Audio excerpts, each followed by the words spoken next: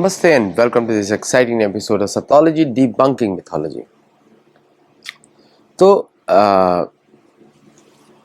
the most of the world economy is मतलब भारत के अलावा बड़े शैलो टर्म से चलती है. जैसे हमारे अर्थशास्त्र में भूमि को या फिर गोल्ड को, जैसे युधिष्ठिर की करेंसी थी निष्क, वो भी गोल्ड से बनी हुई थी.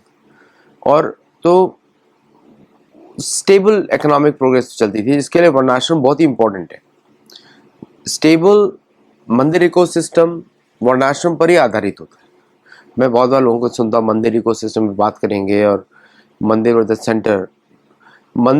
सेंटर फॉर वर्णाश्रम. वर्णाश्रम से ही मंदिर चलते हैं.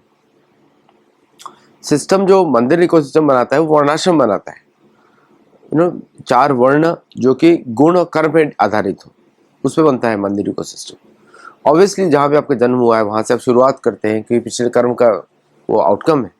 तो जहाँ भी जन्म हुआ है वो स्पेशल है, और उसी के आधार पे आगे वर्णाश्रम पे काम होता है. जाति कुल, जाति धर्म, कुल धर्म, फिर वर्णाश्रम पे काम होता है.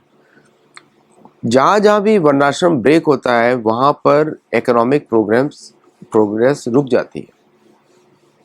आप देखते हैं पश्चिम की इकोनॉमीज गिरती रहती हैं बार बार.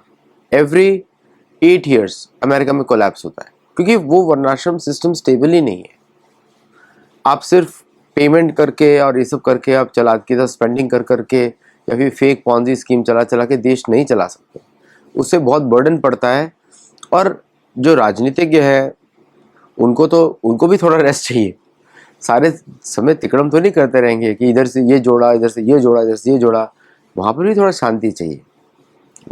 जो सिस्टम आज बनाया हुआ है कलयुग में पश्चिमी देशों ने, वो अनटेनेबल है. मतलब उसको आप चला नहीं सकते, आप बिल्कुल भी उसके ऊपर कुछ आप बना नहीं सकते. वो एम्प्टी सिस्टम है. तो मैं भी चाइना का इकोनॉमी स्टडी कर रहा था. चाइना के जो रियल एस्टेट मार्केट है वो $60 ट्रिलियन का है.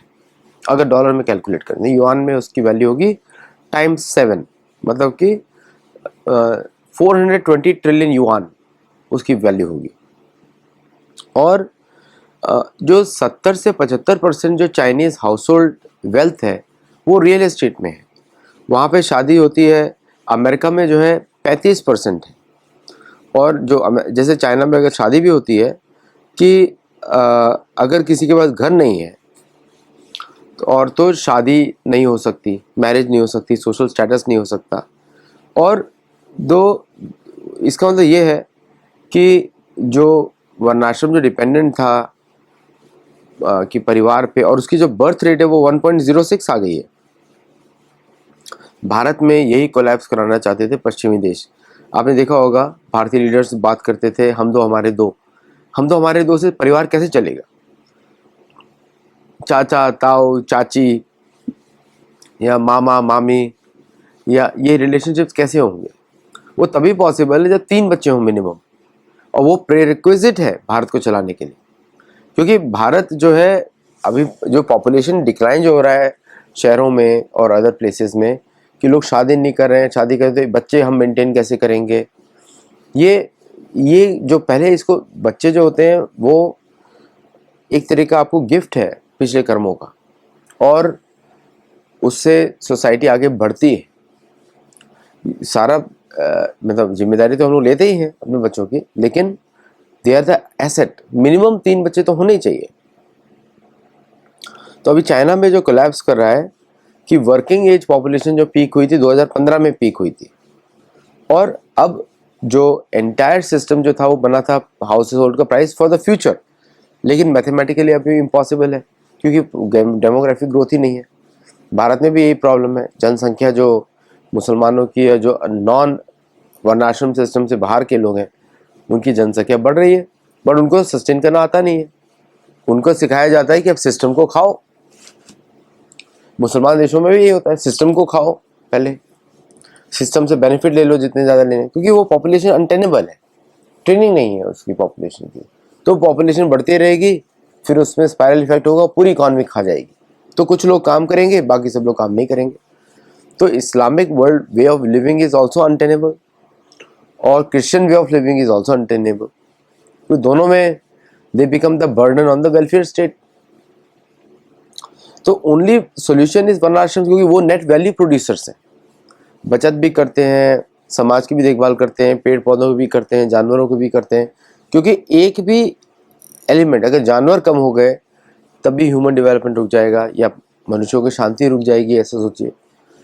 अगर पेड़ पौधे कम हो गए तब भी मनुष्यों की शांति रुक जाएगी। इसे आप देखेंगे इस्लामिक पॉपुलेशन ज़्यादातर आपको डेजर्ट्स में मिलेंगी, क्योंकि कितना खाएंगे, वो ख़त्म ही हो जाएंगे। मोस्ट ऑफ द इस्लामिज्म जो है डेजर्ट में फैला है ज़्यादातर, जहाँ पे पॉपुलेशन बहुत कम है। भारत के लिए तो अनटेनेबल मॉडल है। भारत, बांग्लादेश में देखिए इतने बढ़ते ही जा रहे हैं, बढ़ते ही जा रहे हैं। पाकिस्तान में बढ़ते ही जा रहे हैं, बढ़ते ही जा रहे हैं, और कुछ इकोनॉमिक आउटपुट है नहीं पर कैपिटा, क्योंकि वो सिस्टम में रह के वेलफेयर के एक दूसरे को खा जाते हैं। दे ओनली सी हिंदू, जब तक हिंदू मेजोरिटी थे पाकिस्तान में, Pakistan was a rich country. जब भी हिंदू मेजोरिटी थे अफगानिस्तान में, वॉज अ रिच कंट्री। लेकिन अभी भारत में भी ऐसा होने लगा है कि केरला जैसा स्टेट इज इकोनॉमिकली पुअर, क्योंकि इस्लामिक मॉडल ऑफ गवर्नेंस नहीं चल सकता। उनका इकोनॉमिक मॉडल ही नहीं है कोई भी। दूसरों को खाओ, दूसरों को मारो, कर्म को विश्वास नहीं है। सेम बंगाल का भी ऐसे ही है, और चाइना के साथ भी सेम हो रहा है। चाइनीज कम्युनिस्ट पार्टी ने वन चाइल्ड पर पॉलिसी डाल दिया। अब वन चाइल्ड पर पॉलिसी क्या होगा? There is no future growth in real estate.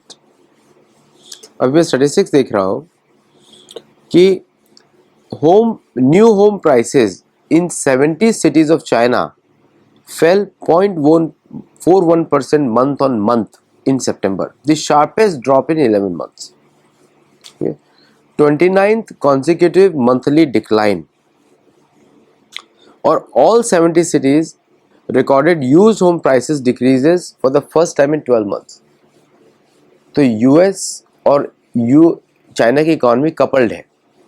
अगर चाइना में प्राइसेस नीचे जा रही हैं तो यूएस में भी नीचे जाएंगी, जबकि यूएस का जो इकोनॉमी का जो 35% is only wealth, considered wealth 35%। Stock market है उसका मेजर, तो स्टॉक मार्केट्स भी नीचे जा रहा है और हाउस प्राइसेस भी नीचे जाएंगे यूएस में। तो अभी ये भयंकर, it is going to be a disaster for America also, क्योंकि Chinese economy is coupled with the American economy.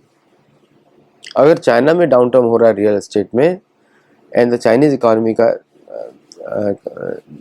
नीचे जा रही है, US will also go down.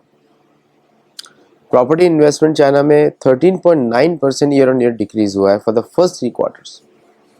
2014 के बाद इज द वर्स्ट। मतलब कि 2008 में जो हुआ था चाइना में based on the US economy, this is the worst in China.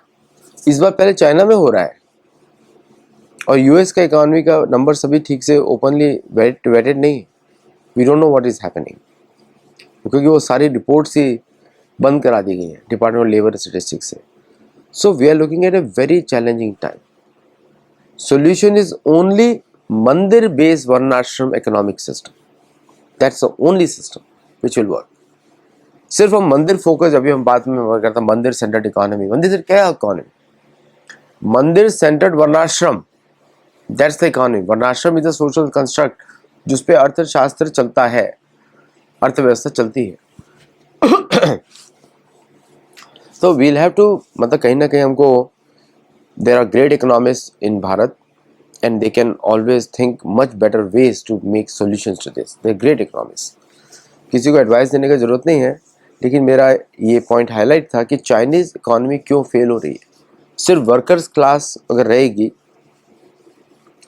तो कितना just economic progress can not be the end of, can not be the only thing. मन में शांति भी चाहिए, तो वहाँ पे so the balance development is what is needed, और वर्णाश्रम के द्वारा ही बैलेंस डेवलपमेंट हो सकता है। वहीं पर आइडियल सोशल स्ट्रक्चर जो पिरामिड के रूप में होता है वो बन सकता है, जिसमें से ऊपर का वर्ग सिर्फ जो है ज्ञान देता है या फिर वो अनुसंधान करता है, रिसर्च करता है, उसके नीचे का वर्ग रक्षा करता है, उसके नीचे का वर्ग बिजनेस आउटपुट जनरेट करता है, जॉब्स जनरेट करता है, और उसके लोकल का वर्ग जो है सपोर्ट करता है पूरे इकोसिस्टम को। सबसे बड़ा पिरामिड है। अगर ये पिरामिड नहीं होगा तो काम नहीं चलेगा। तो वन चाइल्ड पॉलिसी में पिरामिड खत्म हो जाता है। अगर 2 होगा तभी पिरामिड की स्ट्रेंथ उतनी नहीं रहेगी, 3 में बढ़ेगी। ओके, एटलीस्ट 3 तो होना चाहिए। 4 इज आइडियल, 3 इज मिनिमम, उस पर ही बात होती है। ये सब 3-4 का ही खेल है। चलिए, thank you all very much for watching. हमारे मेंबर्स बनिए, मेंबर्स बनिए, वीडियोस देखिए and do subscribe our channel. लोगों को बताएं सेटोलॉजी के बारे में, और हम लोग 2 लाख तक पहुंचने वाले हैं, उसके लिए हमको सपोर्ट करें, मैक्सिमम शेयर करें, लोगों को बताएं सेटोलॉजी के बारे में, हमारे गुरुकुल में जुड़ें। अगर आप अमेरिका में, कनाडा में, ऑस्ट्रेलिया में, न्यूजीलैंड में या कहीं भी इस देशों में हो, हमारे होम स्कूलिंग प्रोग्राम शुरू हो रहे हैं ट्यूसडेज एंड थर्सडेज अगले हफ्ते से। So do enrol for them, I will send you the link for the sign up form, और आप वहाँ पे जुड़ सकते हैं। Thank you all very much. नमस्ते एंड जय जगन्नाथ। Thank you.